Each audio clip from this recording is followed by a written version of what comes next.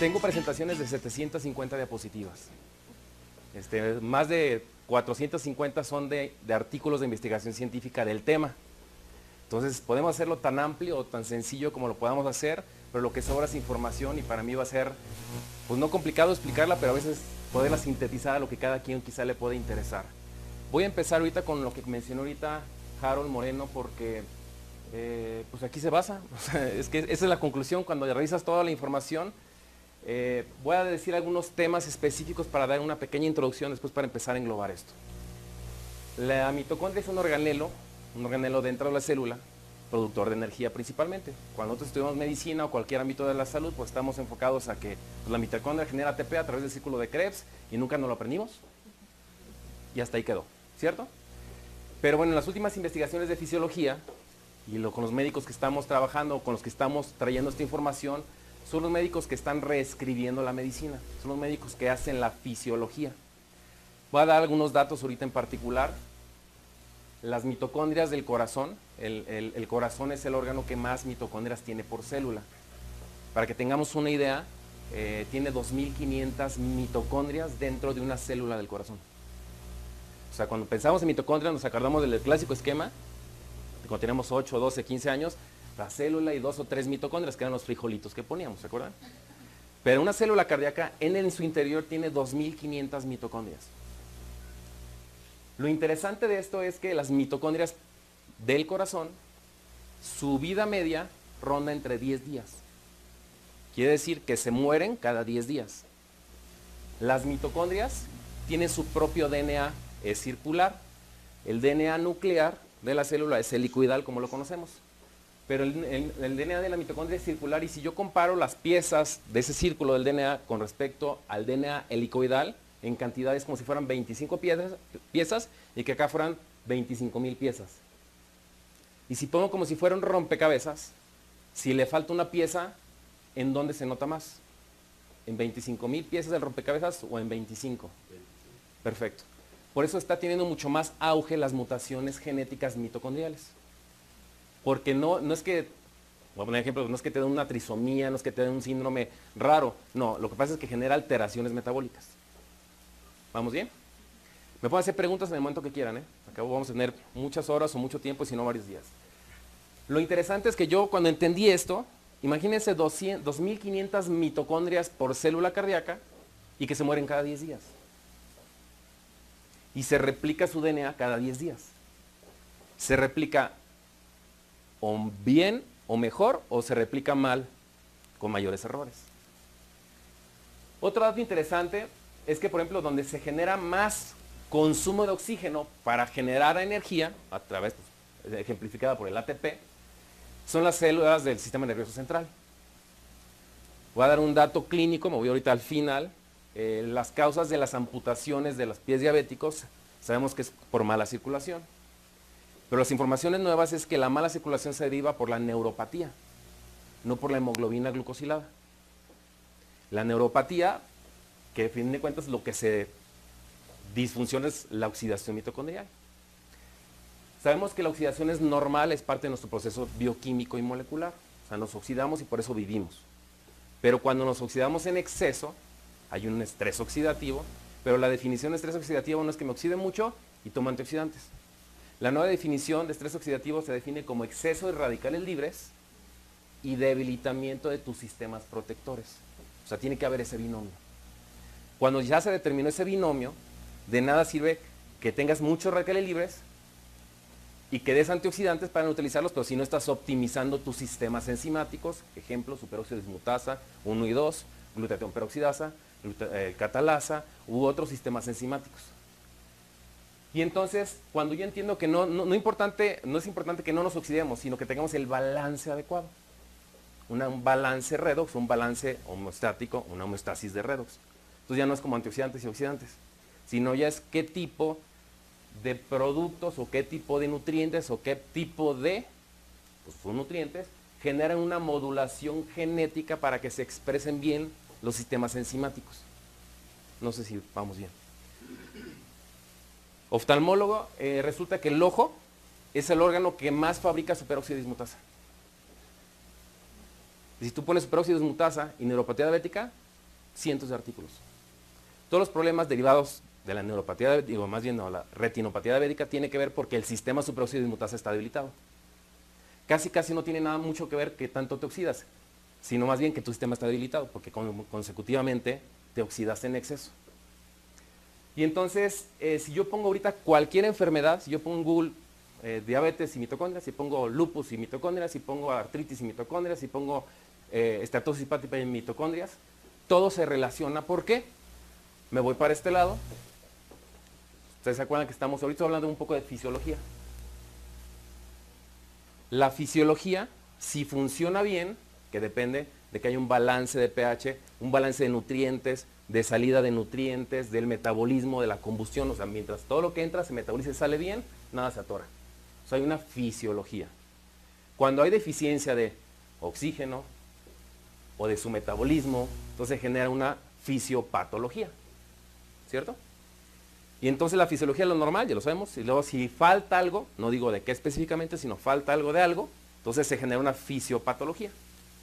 Y si esa fisiopatología es constante, lo englobamos en alguna enfermedad. ¿Vamos bien? Y los médicos nos acordamos casi no mucho de esto, sino de qué enfermedad y qué nuevo tratamiento. ¿Cierto? Yo siempre le llamamos como si fuera la punta del iceberg. Ah, mira, un estudio de doble-ciego multicéntrico demuestra que baja tal medicamento, tal cosa. Y te lo demuestran con números. Sí, pero no te lo demuestran qué pasa abajo de todo el iceberg, porque es después donde vienen las complicaciones de los medicamentos. Y si yo tengo un iceberg, y si yo trato la base del iceberg y la empiezo a destruir, ¿qué va a pasar con la punta? Pues más bien baja la expresión, o sea, sigue el iceberg, pero no sale, sino se baja menos. ¿Y qué pasa cuando una persona, en el caso por ejemplo como Salvador Bandín, que es diabético, y el pico de iceberg es muy alto, y cuando empezamos a tratar desde origen sus complicaciones, pues la punta del iceberg empieza a estar más bajo. Y no es que se le quita la diabetes, sino que se quita lo evidente en la sangre. Pues estamos actuando desde la fisiopatología, mejorando su fisiología. Voy a dar un dato interesante porque no hay estudios de doble ciego multicéntricos en fisiología. Porque luego cuando explico cierto tipo de productos, me piden estudios doble ciego multicéntricos, pero estos productos tenemos estudios de la fisiología. ¿Vamos bien?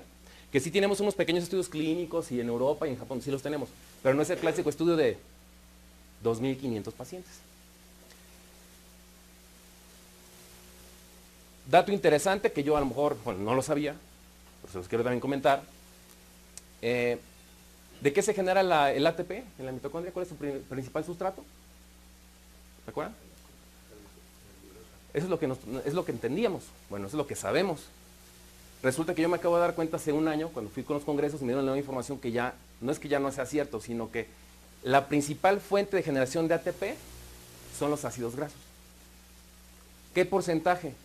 En un 80% de los ATP se generan de ácidos grasos. Siempre nos quedamos con la idea de que el del azúcar, porque genera mucho más ATPs por cada molécula de azúcar, pero eso es genera más ATPs por azúcar. Pero la mayoría del ATP se genera por grasa, por el metabolismo de grasas.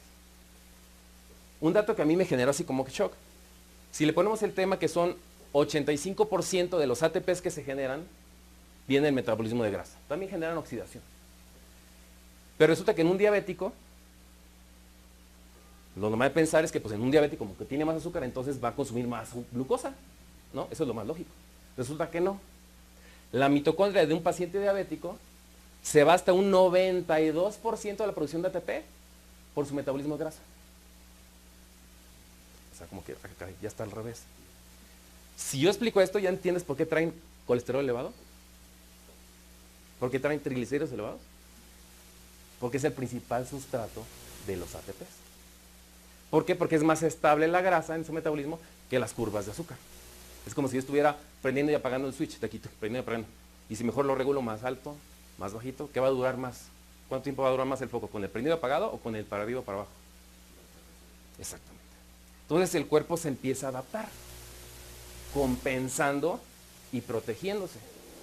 En el caso en particular de la diabetes, tú te haces diabético para seguir vivo. Si no te hicieras resistente a la insulina y como consecuencia el azúcar subiría la glucosa en la sangre, entonces te da un coma diabético. Otro dato interesante hablando de o más bien de patología. Si en enero no era diabético, o sea, tengo mis exámenes, 110 de azúcar o 105 de glucosa, y si ahorita, que estamos en abril, me salen 126, que son los criterios, ya soy diabético, pero en enero no lo era. Ese es el criterio de la punta del iceberg. Pero si me voy a el centro del iceberg o la base, hoy salió la punta del iceberg porque tengo 20 años atrás mal metabolizando la glucosa por el ciclo de Krebs. 20 años. Pero el enfoque médico y de los pacientes es, doctor, ya soy diabético y deme el mejor medicamento. ¿No? ¿No sería mejor darte la mejor prevención desde 15, 20 o 30 años atrás? Acaba de salir un artículo que ahorita lo estaba buscando porque cada vez sale mucha información nueva. Hay un estudio que va a salir hace como 6 meses, en el cual se demostró que los tóxicos mitocondriales, porque este es un metabolismo, y si no se cumple bien, pues quedan tóxicos mitocondriales o aberraciones del metabolismo.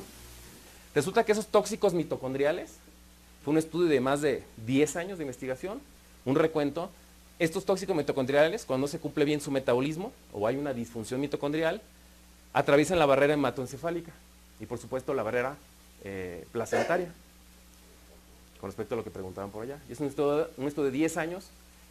Y si imagínate que la mamá tiene sus mitocondrias, yo siempre le llamamos como si fuera la bujía del carro.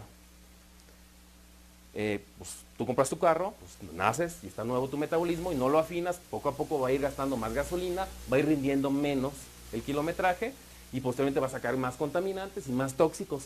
Y si no se le hace el servicio, ¿cómo se le llama aquí al servicio del carro? Si no se le hace el servicio, pues entonces tarde o temprano se va a descomponer. Te hago esta pregunta, ¿a qué auto le hace daño hacerle el servicio? Si yo te pongo ese ejemplo tan fácil, no sé ni qué carro traigas. Puede ser un camión, un carro chiquito, una camioneta, no sé. Pero si entendemos que es limpiar el metabolismo, que es lo que se le hace en el servicio, pues ningún carro le hace daño.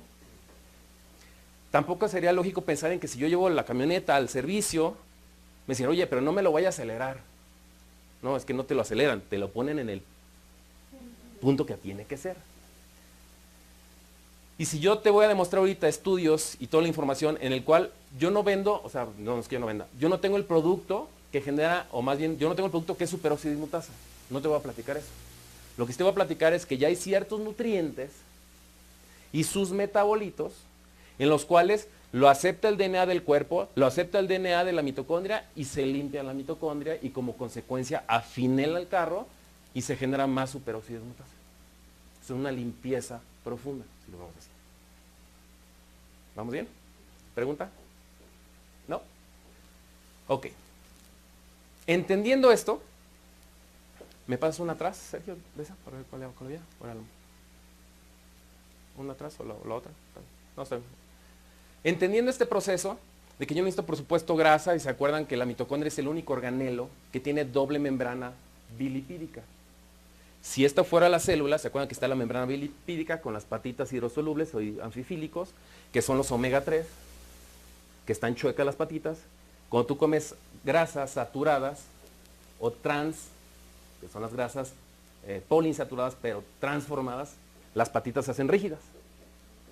Y esa rigidez de la membrana se le llama peroxidación lipídica. Y es como si yo tuviera una uva fresca, jugosa, o tuviera una ciruela dura y seca. Eso pasa en las membranas celulares, pero sobre todo en la membrana de la mitocondria. La membrana tiene doble membrana celular, porque es un compresor de reacciones bioquímicas, como un turbo. Lo interesante es que no está mal el oxígeno, no está mal los radicales libres. Lo que está mal es, esto lo describe el doctor Robert Landis, que estuvimos con él en Francia hace 2 años, que cuando se debilita la pared mitocondrial, se empieza a escapar los radicales libres tóxicos. De las investigaciones que están haciendo ellos, el animal que mejor calidad tiene o que concentra, digamos, la presión del turbo, en cuestión de las membranas, es la paloma. Entonces ellos están investigando y están viendo qué características tienen las membranas de las mitocondrias de la paloma para precisamente poder optimizar todo eso. Entonces ya no estamos hablando de antioxidantes, estamos hablando de optimizadores celulares para que no se salga la oxidación, sino que se quede aquí. El doctor Marvin Edeas, que fue nominado premio Nobel hace algunos años, ya demostró él y su equipo científico que el 95% de la oxidación, ya vimos que es normal, con ciertos parámetros, si está fluido todo está normal, pero está bloqueado, entonces ya no es normal.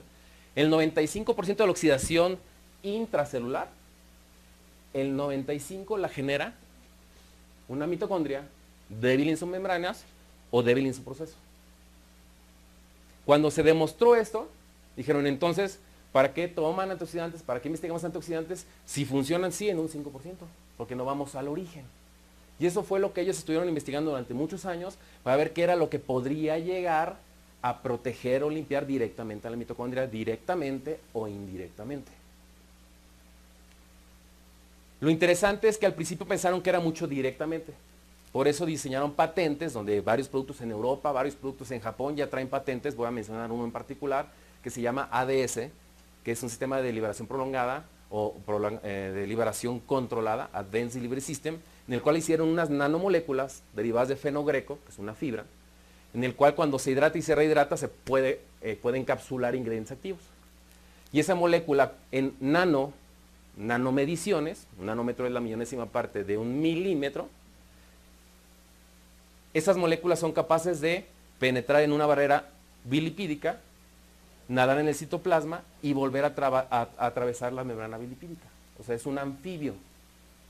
Esos compuestos se le llaman liposomales y son anfifílicos, porque son afines a la grasa, al agua, a la grasa, al agua y a la grasa y otra vez al agua.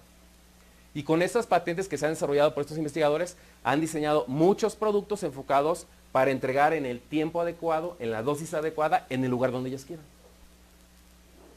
Hay una doctora que se llama Santadar, voy a poner por ahí está una diapositiva, es una investigadora de la Universidad de Atlanta, en la cual ella ya demostró científicamente que los tratamientos contra el cáncer, un quimioterapéutico, ¿es efectivo? Pues sí, con su respectivo daño.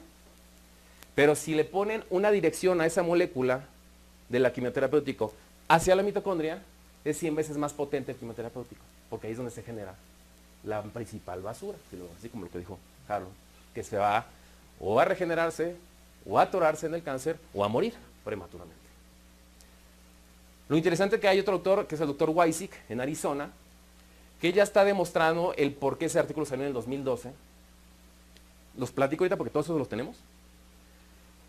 El 2012 el doctor ya dijo, ya se demuestra por qué los quimioterapéuticos son cardiotóxicos y hepatotóxicos.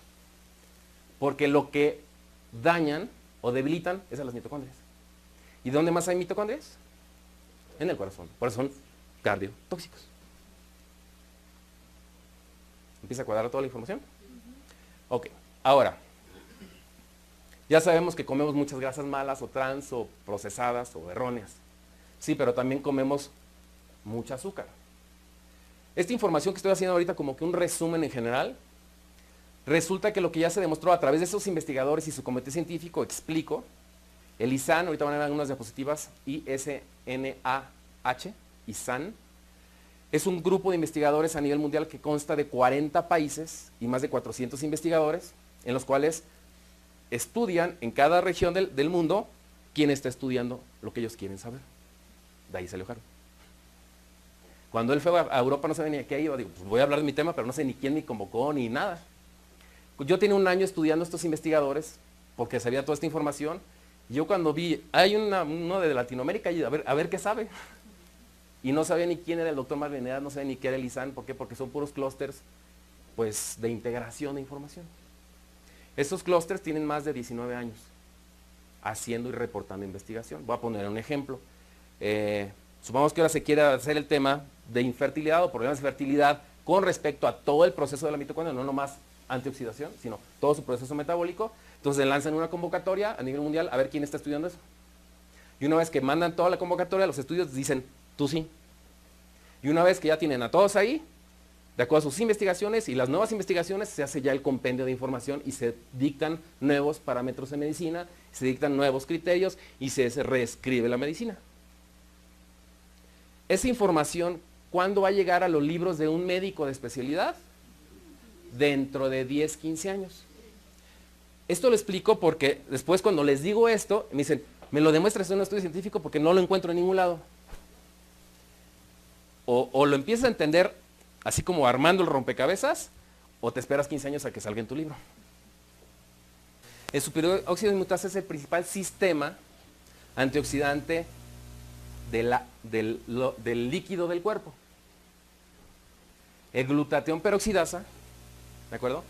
Peroxida de la grasa. Entonces, a lo mejor entendiendo esta información con lo que me pides, porque el ojo tiene mucha agua y hay que proteger todo el órgano. Por ejemplo, el glutatión peroxidasa es muy fuerte, muy potente en el hígado y en el intestino. Y el hígado es grasita, o sea, es tejido. ¿Sale? Entonces, cuando ellos demuestran mejorías clínicas, ¿me ayuda, Sergio? Cuando ellos demuestran mejorías clínicas del superóxido dismutasa y de glutatión peroxidasa, ¿qué te está diciendo? Que se está mejorando la grasa de las células y el agua de las células. Esta introducción que te acabo de hacer fue más de fisiología, fisiopatología y razonamiento, no estamos hablando casi nada de clínico. Esta introducción que te acabo de hacer fue más de fisiología, fisiopatología y razonamiento, no estamos hablando casi nada de clínico.